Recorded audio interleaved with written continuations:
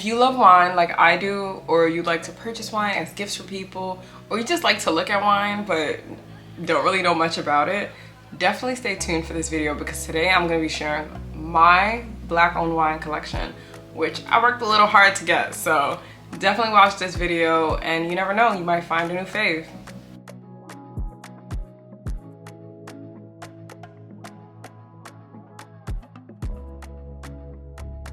Today I'm going to be focusing on wine and sharing a lot about just my black owned wine collection. I have not opened or tasted any of them, so this is just initial impression video.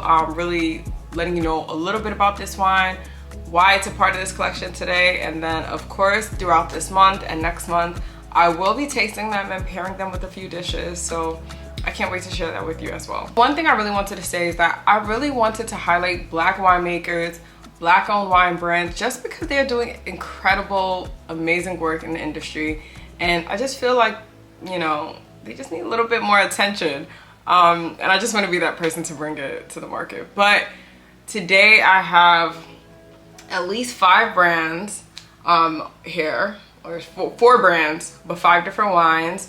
And I'm gonna talk a little bit about them, and of course it'll be a quick video, but I'll make sure that as I taste them I'll bring it back to you on the Wine Influence on Instagram or in future content, so you'll definitely see more. But I can't wait to share more. And I also wore this black dress just because it's Black History Month, and I was like, might as well just, you know, be on brand. So the first wine that I am going to talk about today is 2 wines actually, which I have done a bit of research on last year, and I'm bringing it back because I was able to finally acquire 2 bottles, or a few bottles, from the collection, which one is Oath of Fidelity and the other one is the Sovereign wine.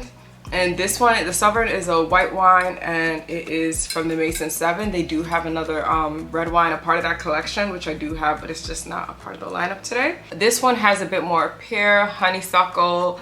It's just more of a fruity white wine, and I'm sure this will pair nicely with the seafood or something, but I can't wait to open that. And I love that it has a screw top, because this just makes it easy to drink.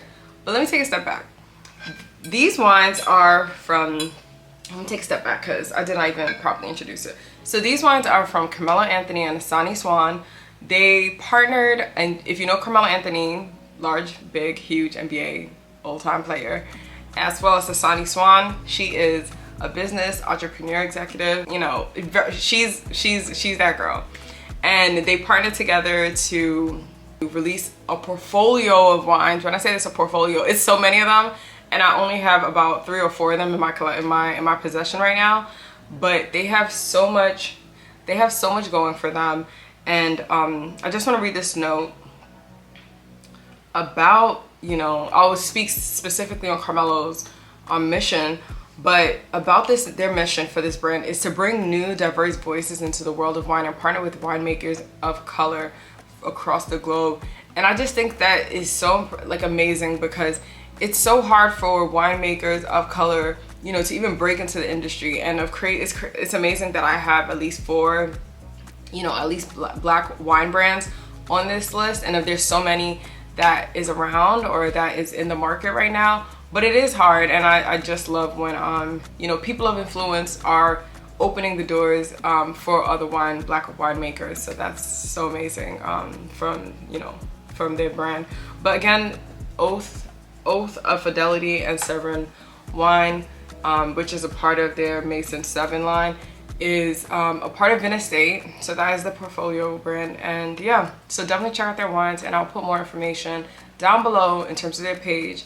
But also I will, you know, be opening up those bottles and pairing them very soon. The next wine that I want to talk about is a personal fave that I was like waiting to get my hands on. It's the Afori Brothers wine. This is a white wine with ginger. Can you imagine? This has ginger infused. And honestly, this, first of all, I just have to talk about the bottle. When I saw the bottle, like, this is a sexy bottle. I just have to say that. That's a hard word. But it is such a beautiful bottle. It has such this like long snoot at the top, and it is a screw top, which I love.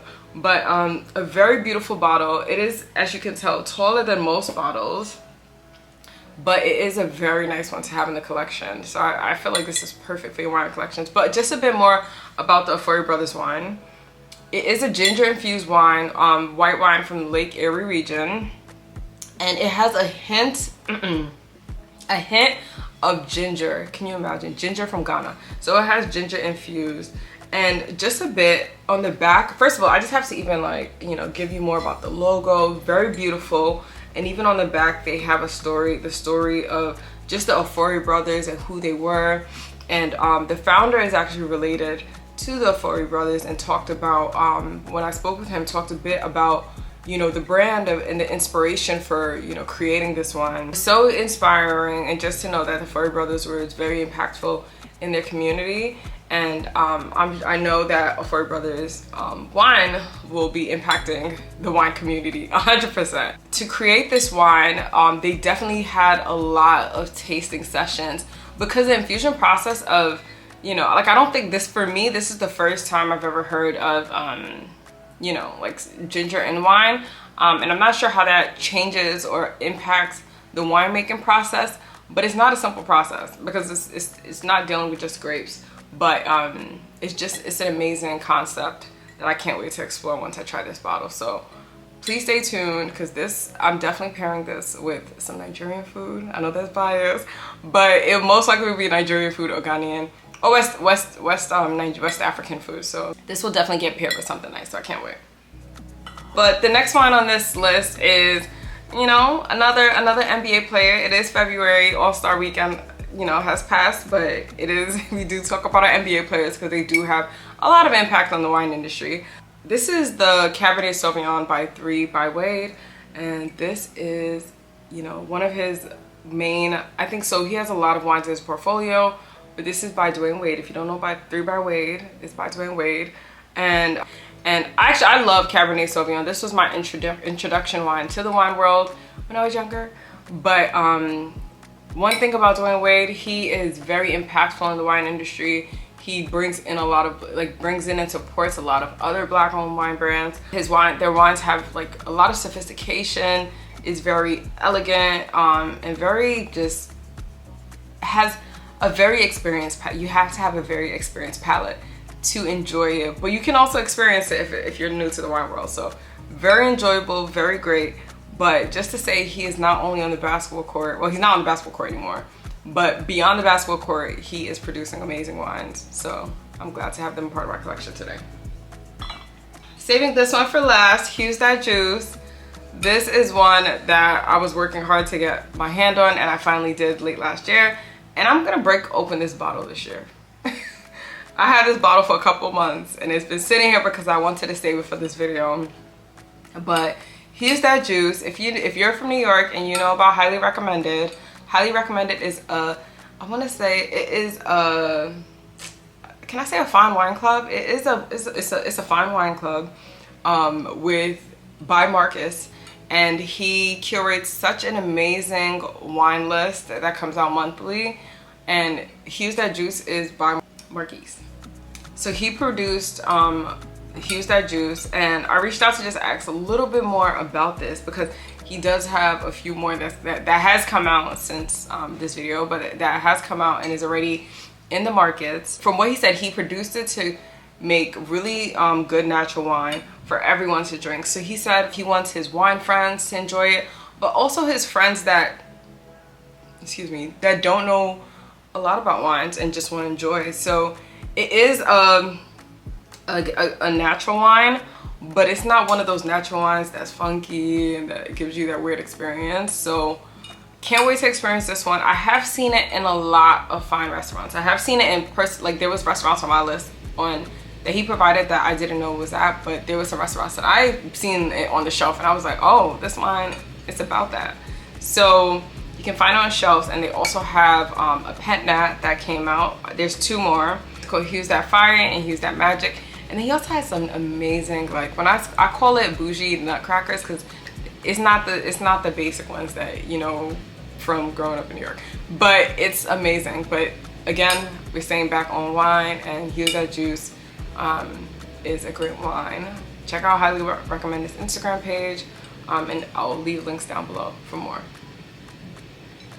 So overall, I just want to talk about supporting Black winemakers. It's so important, and because again, it's not only about the cash, it's not only about the moolah, it's not only about pushing the brands, it's about the history, it's about the representation, and it's about, you know, just pushing them so they can break barriers in this industry. Doing that, you're supporting entrepreneurship, you're supporting you know, diversity in this market, you're also supporting tradition and like impacting the legacy of winemaking. So that's why I think you should just support it. Even if you don't open it yet, but you have it in your collection, I think that's a great way to go. Overall, I hope you enjoyed my Black History Month collection. I hope you stay tuned for some of my future videos about my collection and how I end up pairing these wines. But thank you for watching, and follow for more.